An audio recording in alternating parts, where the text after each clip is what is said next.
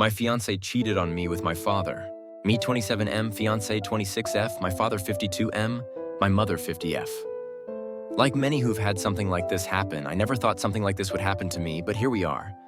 I've never used Reddit, but I've seen stories from here on TikTok, so I thought I'd give this a shot for any advice you all could give me. From listening to some other stories, you all like backstory. I'll try and be as clear and precise as I can, but it's only been a week, so if I start to lose it during the telling of this, I'm sorry. My fiance and I met in her freshman year of college. We were both dorms in the same building where we eventually met. We later found out we lived 2 towns away from each other, so whenever we went home, I let her drive with me. It was only added like 20 minutes, so it was no big deal. After multiple trips and hanging out at school, we started to date. I have a close-knit family, as did she, so we told our families right away I had met hers plenty of times when dropping her off.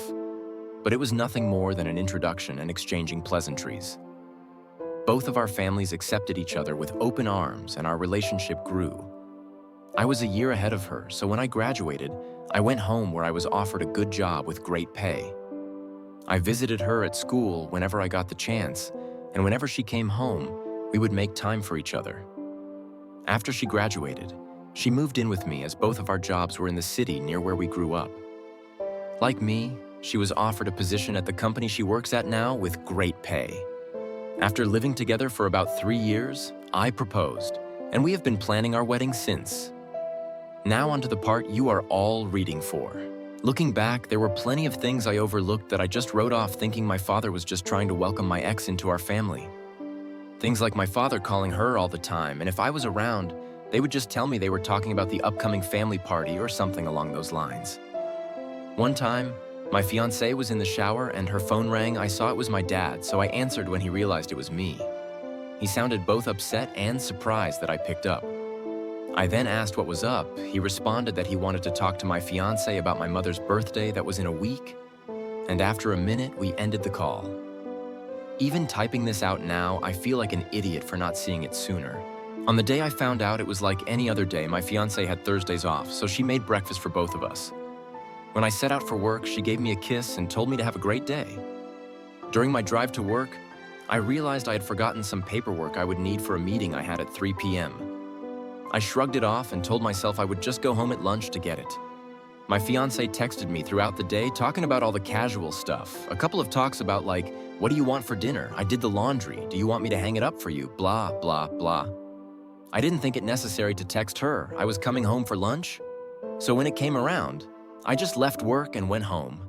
When I got home, I noticed a car that looked like my father's in our parking lot, but I didn't think anything of it and just parked and went into our building. When I opened the door, I was met with a scene out of a movie where a man comes home early and catches his spouse cheating, such a cliché. There was a trail of clothes, both his and hers, leading to my bedroom, and the sound of faint moans echoed through my apartment. I stood at the door in utter shock. My brain was a mix of rage, sadness, and disgust. But if you were a fly on my wall, you would see what looked like a statue. I just couldn't move. When I finally snapped to, not knowing how much time had passed, I took out my phone to record. I picked up all the clothes that were on the floor and threw them into the hall of the building. After I filmed the walk to my bedroom, the door was open. I stood in the doorway filming for about a minute, then flipped on the lights. They both jumped at the sudden light and looked at me, and to my utter shock, it was my father in the bed with her. After the initial stun, my father noticed I was recording and started to panic, trying to find anything to cover himself and telling me to stop recording. He found a towel and wrapped it around himself and started to walk toward me. I told him, if you don't want to get hurt, stop coming to me. He either didn't care or didn't hear me and reached for my phone. I hit him square on the jaw. His head bounced off the door and slumped to the ground. My fiancée shrieked. I aimed the camera at her and said, "Concerned about your fricking buddy but nothing to say to your fiancé?" My father woke up after about a minute's nap, and I told them I just needed to come to pick something up for work, so I'm heading back now. If either of your pieces of S-word are here when I get back, I'll send this video to everyone you know.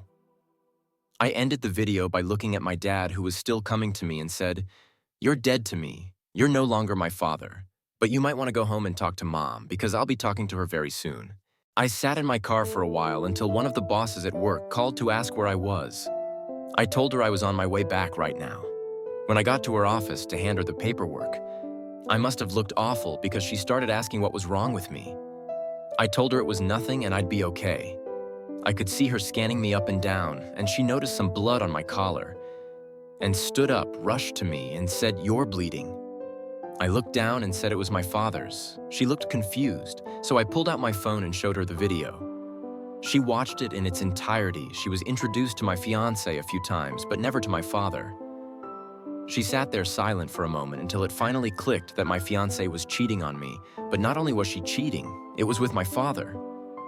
She asked if there was anything she could do, suggesting I take some time off.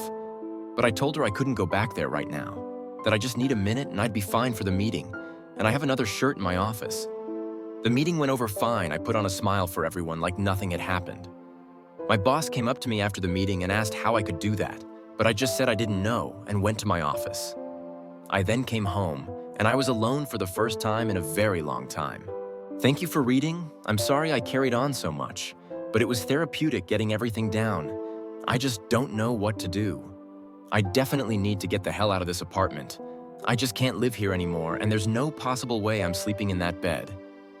I know not only do I have to go get checked out for STDs, but I think I broke something in my hand.